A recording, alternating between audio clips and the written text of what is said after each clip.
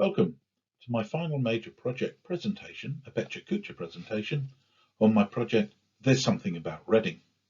It was originally titled The Wrong Side of the River for reasons which will become obvious further into this presentation. I'll take you through Reading, Berkshire, its wealth and poverty, and other aspects. My project is about the Gini coefficient. This is an economist's measure of wealth inequality and effectively represents how large a gap exists between the wealthy and the poor of a population. Reading is the fourth least equal location in the UK after London, Cambridge and Oxford. Reading Council will tell you it's a modern success story.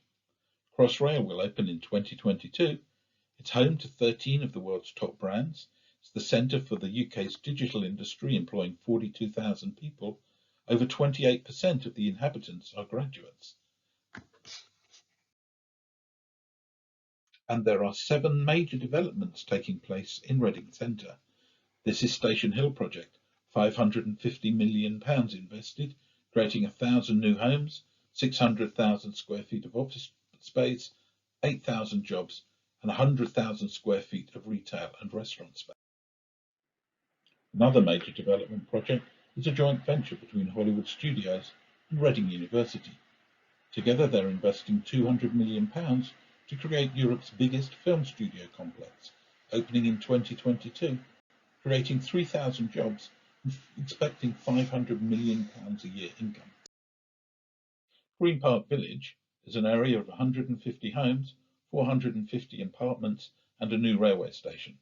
Investment is £150 million. In 2020, 14 new houses in Green Park Village came on the market valued at £1 million each, all sold within 2 weeks. But my project is to ask the question, what lies behind these headlines, behind the developments, behind the success story? As Martin Parr said, the fundamental thing I'm exploring is the difference between the mythology of the place and the reality of it. Reading is a town of two halves, divided between the north and the south by the River Thames. North of the river is affluent and wealthy, and south of the river is social problems, deprivation, and poverty. North of the river, houses are the most expensive. It's got the lowest crime rate, the cleanest air, the cleanest streets, the most dentists, the most doctors. You'll find houses with helicopter pads, indoor and outdoor swimming pools, and boat docks. We call a locality of luxury, clean, polished, bright and new, but it's also empty, it's protective, it's unwelcoming, and it's hostile to others. It might be luxury, but what lies behind that? This is Reading Prison. Oscar Wilde wrote The Ballad of Reading Jail in 1897, having spent 18 months as an inmate here. It closed in 2014 and will shortly be converted into modern flats. I suspect there's a new Reading prison. The defensive architecture on the north side of Reading leads one to suspect that that's a new Reading jail, one that's actually been created by the homeowner, as the following pictures will show. These are houses on the Warren. That's Reading's most affluent area and its newest prison. I go there quite regularly, but there's no people to meet and no community. But there are state-of-the-art securities, gates, spikes, locks, CCTV, dogs and alarms. If we look at the area of Reading that's south of the river, you'll find this is where Reading Council puts its drug addicts, the people with mental health problems, the ex-prisoners. There's a high number of unemployed. It's also a multicultural tapestry, but an area of change, of decline and renewal, of entrepreneurial spirit and optimism. Lorelei Lever, who's the licensee of the Reading Railway Club, tells me, if you can see grass, you're no longer in Reading. There is, in fact, a 9.6-year gap in life expectancy between people living north of the river and those living south. It's Reading's hardship area. There's a constant police presence, poor maintenance of buildings, a proliferation of fast food takeaways, and multiple ethnic shops.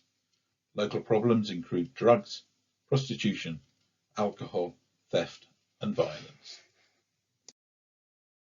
It is also, however, the location of Reading's entrepreneurs, its wealth creators, the optimists. I find them open, I find them welcoming, I find they offer good service, and there is a warmth to the people here, a pride in the area in which they live, and a desire to make it better. On the right is Yasin. Yasin is 19 and has lived in Reading all his life. He's been unemployed since leaving school over a year ago, and I asked him if he'd ever leave Reading to find a job, and he said never. Reading's brilliant. I want to stay here for the rest of my life. Jerome K. Jerome wrote the book Three Men in a Boat in 1889. He said, "We came to Reading at about 11. The river is dirty here. One does not linger in the neighbourhood of Reading." That may still be true, but Reading is broader today.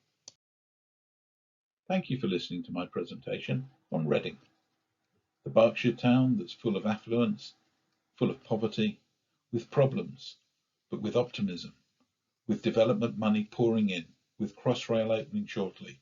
Reading is a fascinating town to take a look at with a camera.